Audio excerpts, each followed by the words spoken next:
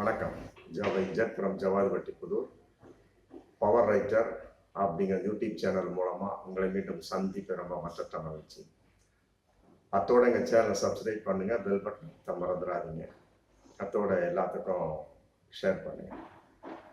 அதாவது கோவை வடவள்ளி பகுதியை சேர்ந்த எஸ் காமராஜ் அப்படிங்கிற சென்னை ஹைகோர்ட்டில் ஒரு வழக்கு பதிவு பண்ணியிருக்காங்க, போட்டிருக்காங்க. அதாவது அவர் 2 பசங்க இருப்பாங்க, பொண்ணுங்க இருப்பாங்க போல இருக்கு. கீதா லதா அப்படிங்கிற 2 பொண்ணுங்க. ஜக்கி வாசுதேவ்கிட்ட யோகா கத்துக்க அமைச்சிருக்கிறார். ஜக்கி வாசுதேவனாலுக்கு தெரியும், விமர்சனத்துக்கு உட்பட்ட ஒரு விஷயம். யோகா மையம் ஆரம்பிச்சு மற்றபடி ஏகப்பட்ட பிரச்சனைகள். சமீபத்தில் கூட ஏதோ ஒரு மரணம் அடைந்ததாக ஒரு விஷயம். இந்த மாதிரி ஏகப்பட்டது. அங்கே மிகப்பெரிய ஒரு மாயமான ஒரு வட்டம். யோகா அப்படின்னாலே அது சந்நியாசம் சம்பந்தப்பட்ட வகை அப்படிங்கிறது. இந்த மாதிரி சன்னியாசிகள் மூலமாகத்தான் பிரபலமாக உண்மையை ஏற்றுக்கொள்ள முடியாத விஷயம். யோகாங்கிறது அற்புதமான ஒரு மருத்துவம். அதை சில அரசியல்வாதிகள் இந்த மாதிரி சன்னியாசிகள் சின்னாபண்ணப்படுத்தப்பட்டு கொண்டிருக்கிறது. அந்த யோகா அப்படிங்கிறது தான் ஏற்றுக்கொள்ள முடியாத மனம் வருத்தமான ஒரு விஷயம். அதன் அடிப்படையில் யோகா கத்துக்கிறதுக்காக இவர் ஜக்கி வாசுதேவனுடைய யோகா மையத்துக்கு அமைச்சிருக்காரு. கோவையில் இருக்கக்கூடிய, இவரும் கோயம்புத்தூர் தான். அம்ச வகையில அந்த பொண்ணுங்க அங்கே தங்கிடுறாங்க. தங்கின உடனே பார்த்தோம்னா ஒரு சந்நியாசம் செய்யப்பட்டு மற்றபடி அங்க மொட்டையில அடிப்பாங்க. அதை ஒரு தன்னுடைய மனுவில் குறிப்பிடல, பல விதமா நானும் கேள்விப்பட்டிருக்கேன். அங்க தங்க வைக்கப்பட்டு மற்றபடி அங்கே பெற்றோர்களை மறக்கடிக்கப்பட்டு அங்கேயே அப்படி நிரந்தரமா இருந்துடுறாங்க. இவருக்கு ஒரு சந்தேகம், தன்னுடைய மகள்கள் யோகா கத்துக்கத்தான் அமிச்சோம், அங்க எதுக்காக தங்க வைக்கப்பட வேண்டும், தங்கணும் அப்படின்னு சொல்லப்பட்டு ஒரு ஃபர்ஸ்டே ஒரு ஆட்கொணர்வு மனு தாக்கல் பண்ணிக்கிறாங்க கோயம்புத்தூர் நீதிமன்றத்தில். ஆய்வு செஞ்சு எனக்கு என்ன ரிசல்ட் சொல்லுங்க அப்படின்னு சொன்ன உடனே அவங்களும் ஆய்வு செஞ்சிருக்காங்க. அதன் அடிப்படையில சில நாட்கள் தங்கி இருக்கட்டும், மற்றபடி அதுக்கு பின்னால நம்ம ஆய்வு செஞ்சுக்கலாம்னு அவங்க ஒரு இது பண்ணியிருக்காங்க. கோயம்புத்தூர் நீதிமன்றம் அது ஒரு பதில் சொல்லியிருக்காங்க. இதை பார்த்து அந்த மகள்களை பெற்றோர் மேல சிவில் வழக்கு தொடர்ந்திருக்காங்க. பாருங்க எப்படிலாம் ஒரு கூத்து நடக்குது. இது யாருடைய தூண்டுதல்? ஜக்கி வாசுதேவனுடைய தூண்டுதலா? இந்த மகள்கள் 2 மகள்கள் கீதா மற்றும் லதாவுடைய சொந்த புத்தியா அப்படிங்கிறது தெரியல. சிவில் வழக்கு தொடர்ந்திருக்காங்க. அதாவது எங்களை தொந்தரவு செய்யக்கூடாது அப்படின்னு. அப்புறம் மற்றபடி எங்களுடைய மகள்கள் இவர் சொல்றாரு, என் மகள்கள் துன்புறுத்தப்படுவதாக தெரிகிறது, அதனால மீட்டுத்தாங்க. அதே நேரத்தில் இன்னொரு விஷயத்தையும் சொல்றாரு. ஈசா யோகா மையத்தை நடத்திட்டு இருக்கார் நிறுவனர் ஜக்கி வாசுதேவ். என்ன அவர் ஒரு சன்னியாச வாழ்க்கை வாழ்ந்துட்டு இருக்கலாம். பிற மகள்களையும் பெண்களையும் சன்னியாசத்திற்கு தள்ளி விட்டு கொண்டிருக்கிறார். ஆனா தான் மகளை மட்டும் வெளிநாட்டுல இருக்குது அந்த பொண்ணு, தான் மகளுக்கு மட்டும் அற்புதமா கல்யாணம் பண்ணி குடுத்தனம் பண்ணி பேரம்பிள்ளையோட சந்தோஷமா வாழ்ந்துட்டு இருக்கிறாரு. அவருடைய மகள் வெளிநாட்டுல இருக்கிறாங்க, ரொம்ப பணக்காரத்தன்மையா இருக்கிறாங்க. அவருடைய மகளுக்கு மட்டும் திருமணத்தை கொடுத்துட்டு பிற மகளுக்கு இவர் ஏன் சன்னியாசத்தை கொடுத்தாரு அப்படிங்கிற சந்தேகமா இருக்கு. அதன் அடிப்படையில் என் பெண்கள் துன்புறுத்தப்படுத்தப்படுவதா நாங்கள் அறிக்கை பண்றோம். ஆனா அதனால இதை அறிஞ்சு எங்களுக்கு தெரியப்படுத்துங்க அப்படின்னு சொல்லிட்டு இன்னைக்கு ஒரு மிகப்பெரிய ஒரு பிரச்சனையா அந்த வழக்கு போயிட்டு இருக்கு. அதன் அடிப்படையில் அந்த வழக்கு விசாரணை வந்தாச்சு. அந்த வகையில் அந்த 2 மகள்களும் வருவாங்க, கீதாவும் லதாவும். வரக்கூடிய சமயத்துல நீதிபதியை கேட்டிருக்கிறார், என்னம்மா என்ன சமாச்சாரமா இந்த மாதிரி அப்பா போட்டிருக்கிறா அப்படின்னா, இல்ல அப்பா போட்டது ஏற்றுக்கொள்ள முடியாது, எங்களை அவர் கேவலப்படுத்த பார்க்கிறார். எப்படி? பொண்ணுங்க சொல்லுதுங்க. பொண்ணுங்க பெத்தவங்களை பார்த்து சொல்றாங்க, பெற்றோர்கள் எங்களை கேவலப்படுத்துவதாக தெரிகிறது, கேவலப்படுத்த பார்க்கிறாங்க.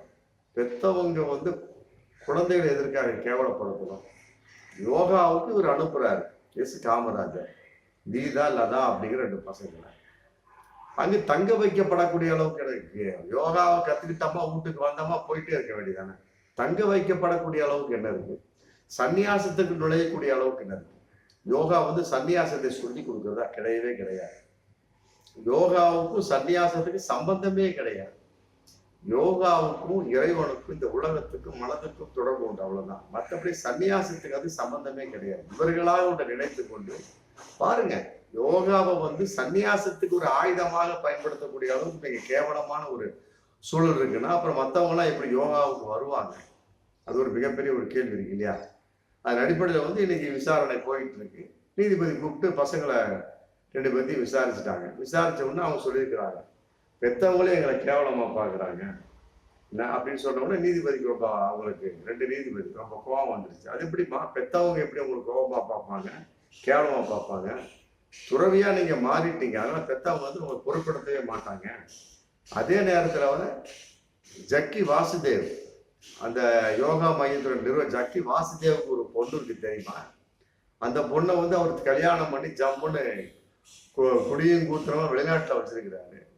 அது என்ன தான் பொண்ணுக்கு மட்டும் அப்படி ஒரு நிலைமை, பிற மகளுக்கு இப்படி ஒரு சன்னியாச நிலைமை, அதை பத்தி யோசனை பண்ணியா அப்படின்னு சொல்லிட்டு சும்மா அப்படி குத்தி விட்ட மாதிரி ஒரு கேள்வி கேட்டுக்கிறாங்க. 2 நீதிபதி உட்காந்துட்டே கேட்டுக்கிறாங்க.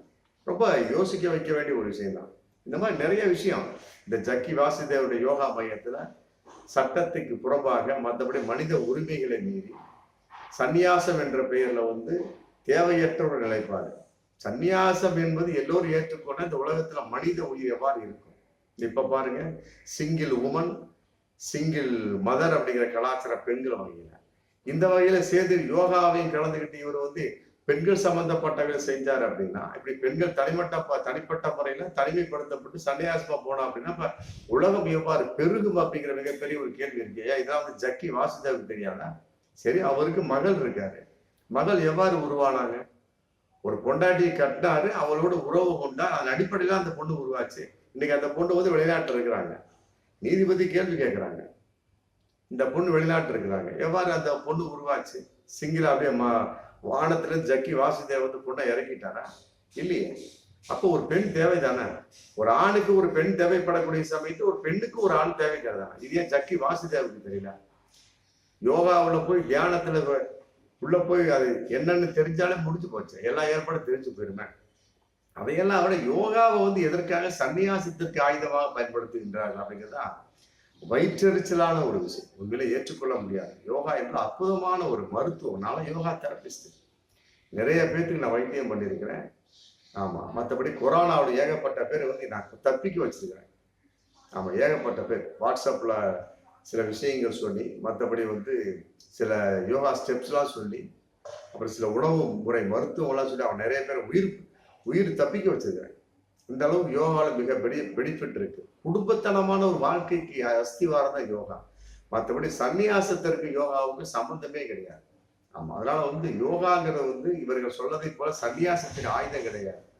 அற்புதமான ஒரு குடும்ப வாழ்க்கை, மற்றபடி ஒருநிலைப்பாடு. ஆமா, ஒரு விஷயத்தை எவ்வாறு எதிர்கொள்ளுங்கிற மனோ தைரியம், லட்சிய உணர்வின் வெளிப்பாடு, எவ்வாறு ஒரு விஷயத்தை செயல்படுத்துவது, 6 அறிவு எவ்வாறு ஒருநிலைப்படுத்துவதுலாம் வந்து யோகா பிராணாயம் தியானம் வந்து ரொம்ப ரொம்ப கை கொடுக்கும். ஆமா, அதை சொல்லிக் கொடுக்கிற சமயத்தை சன்னியாசத்தை சொல்லிக் கொடுக்கிறவங்களுக்கு அது என்ன இருக்கு? ஒண்ணுமே கிடையாது. அதே நேரத்தில் இவர்களாக ஏற்றுக்கொண்டார்களா அப்படிங்கிறது தெரியல. கீதாவும் லதாவும் இவர்களாக ஏற்றுக்கொண்டாங்க அப்படின்னு தெரியல. ஆமா, அவர் சொல்றாங்களே, என் பொண்ணு இவர் சொல்றாரு, எஸ் காமராஜ், என் பொண்ணு வந்து ஏதோ கஷ்டப்பட்டுட்டு இருக்கிறாங்க, துன்புறுத்தப்படுத்தவன் நான் எனக்குள்ள மனசாட்சி சொல்லிக்கிட்டு இருக்கேன் அப்படிதான் நினைக்கிறேன் சொல்லக்கூடிய சமயத்தில் அந்த பொண்ணுக்கு கூப்பிட்டு கேட்டா பெத்தவங்க வந்து எங்களை கேவலப்படுத்துறாங்க, அந்த மாதிரிலாம் கிடையாது அப்படின்னு இவர்கள் மேல சிவில் வழக்கு போட்டிருக்காங்க. இதெல்லாம் எங்க போய் முடிய போகுது? அதனால வந்து அதன் அடிப்படையில் நீதிபதி சொல்லியிருக்கிறாங்க, என்னப்பா அது ஜக்கி வாசுதேவ் மேல ஏகப்பட்ட வழக்கு இருக்கும் போல இருக்கு, எத்தனை வழக்கு அவர் மேல நிலுவையில் இருக்கு, கொட்டாங்க போட்டு காவல்துறை கிட்ட வந்து உத்தரவு போட்டிருக்காங்க. பாருங்க எப்படிப்பட்ட கேவலமான ஒரு விஷயம் பாருங்க. இந்த மையத்தின் வழக்கில் எத்தனை நிலுவையில் உள்ளன, காவல்துறை வந்து சமர்ப்பிக்க விட பதில் சொல்ல வேண்டும் கூட இன்னைக்கு நீதிபதி ஐயா 2 பேர் வந்து சொல்லியிருக்காங்க சென்னை ஹைகோர்ட்ல.